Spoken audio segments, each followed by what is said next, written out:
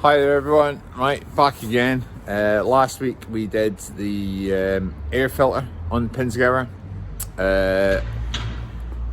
It's been a bit of an issue this week, trying to get a new hose for it. A really funny size, it's 83mm. I've had to order one, the only place I could get one was Amazon. And that is, well, the only way I could get one at a reasonable price was off of Amazon, and that's going to be coming, I think, by the speed of a snail from China. So we'll see what that's like when we get here, and we can replace that air intake.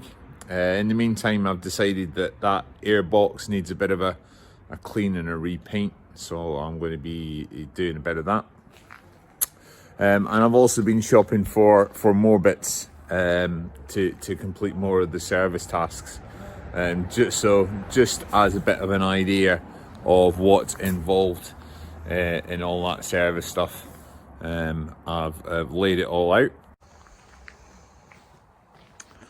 Yeah, so this is the whole collection of everything we need to do, all of the major service on the Pinzgauer. I've decided to change every fluid, every belt. In changing the belt, I was recommended to change the water pump and all the idlers. So that's there.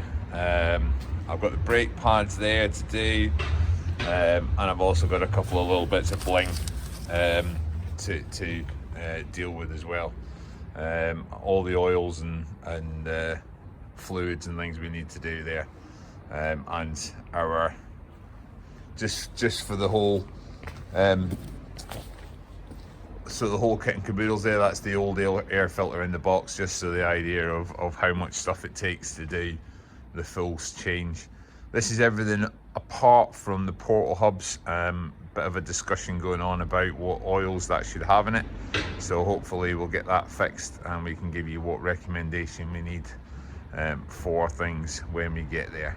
So we last week got the passenger side seat out, and we got the air box out, we got the covers off the top. This week, because we're going to have to get to oil filter and fuel filter and all these types of things, we're going to take this seat out, the panels off this side of the engine, probably this top panel, decide whether we need to take the whole insulation off.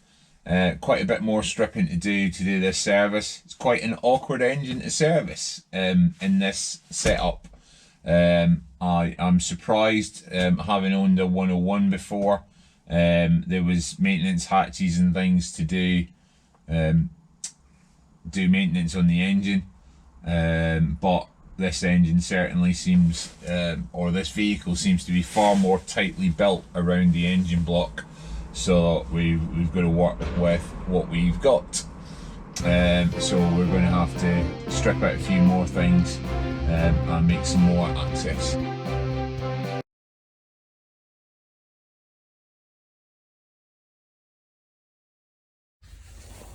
So we've got our panel off. Down in here we've got a bit of diesel sitting. So I think that one of our injectors is leaking some diesel somewhere, or one of the leak offs. So we'll have a look at that when we're in there. I think we're ending up going to have to take this whole engine cover off. So if you flat that back, we can see the big long lines of nuts and bolts that we need to undo to get that out.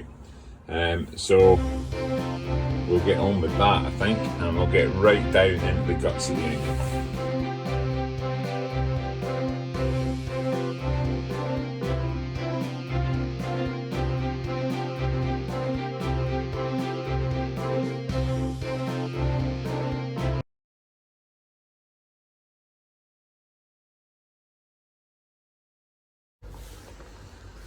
So we've got all the bolts around the top panel here out, apart from this one down in here. It seems to be just spinning, so I think we're going to take the main panel off the side just so we can get access to the underneath of that one and see what that one's doing. This one's going to come out anyway, so we can get access down in there.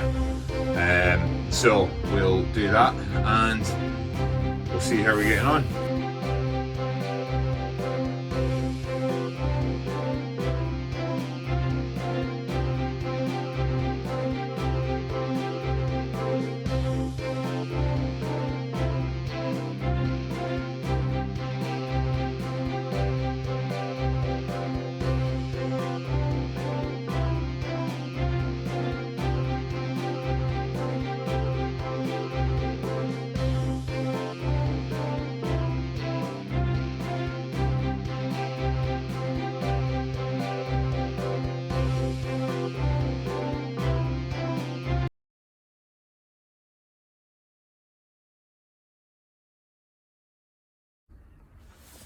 Right, so we're all out here. We've removed 17 bolts so far, and that wouldn't be all of them, because the army have been gracious enough to miss a few and not bother putting them in. For example, these three here, they weren't placed in. This is all free now, so we'll be able to get that out once we take the wiring gland that comes through for all the radio equipment out of the section, and then we can get this out. So yeah, we're more than 20 bolts on a side just to get the bonnet open, so it's all fun and games.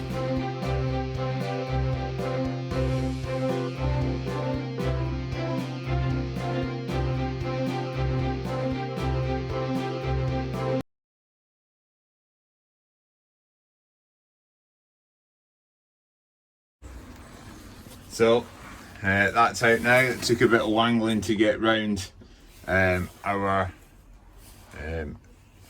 radio cables, but that now gives us access to fuel filter, which is one of the things we need to change.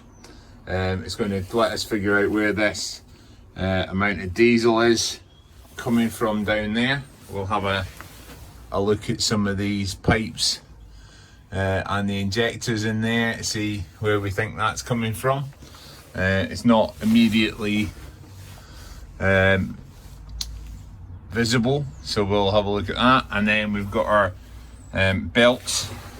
Both of our V belts need changing, and we're also going to have a look at doing our timing belt in the long term.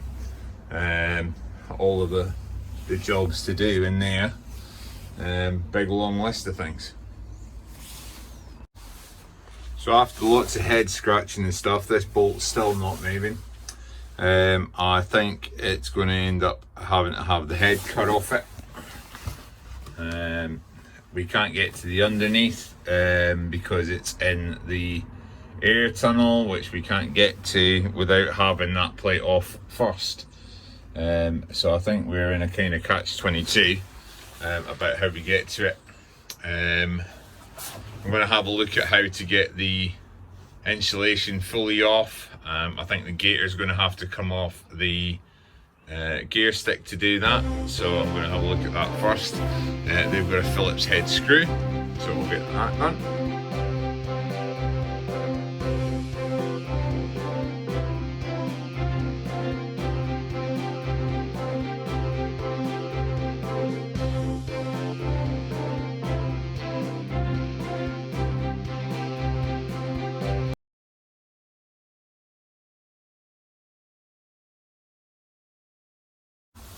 So the insulation is fairly easy to come off. Just take out the 12 bolts that are around the gear stick, and then it's sandwiched down between two of these square plates.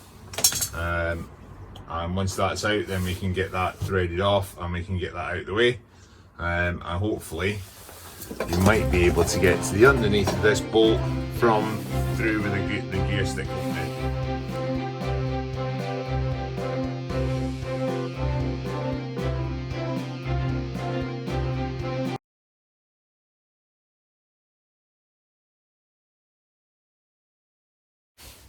So I had to do what I don't like to do, resort to grinding the head off the bolt. Especially in an enclosed space, you get sparks where you don't necessarily want them. But we managed to get it off, just one little scratch on the cover there. But we'll cover that over. And we'll figure out what we're going to do with the cut off head, whether we bash it through and put a riv nut in it, and then it can get bolted down properly like it should be. I think that could be happening in a few of the places along the way. So I'm going to call it there for tonight. I think it's getting dark inside the cab.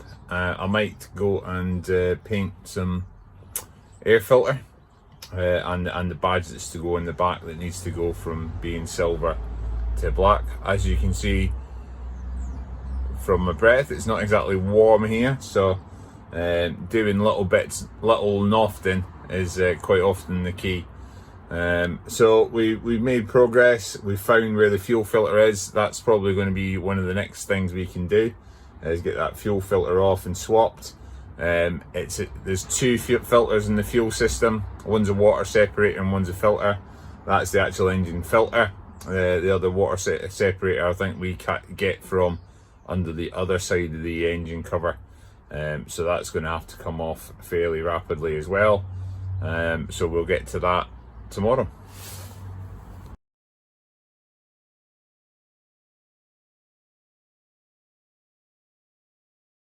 Right, so not as far forward as I'd wish to get this week. As you can see, I've got this other engine cover side off. So we're all the way out.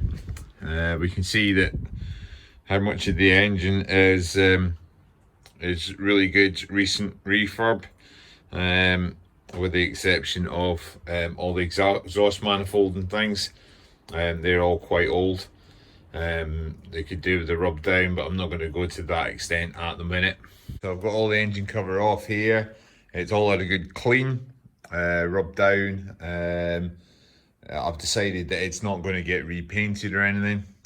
Our insulation, that's had a good old scrub. At the minute, it's basically just had washing up liquid for a cleaning solution.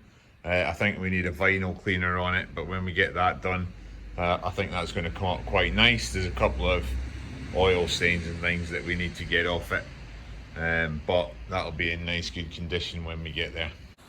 So that's it all for this week. Next week hopefully we'll get into those fuel filters and oil filter, get them changed, get the oil in the engine changed, and that'll make a big dent in the pile of stocks that we need to work through. So see you again soon.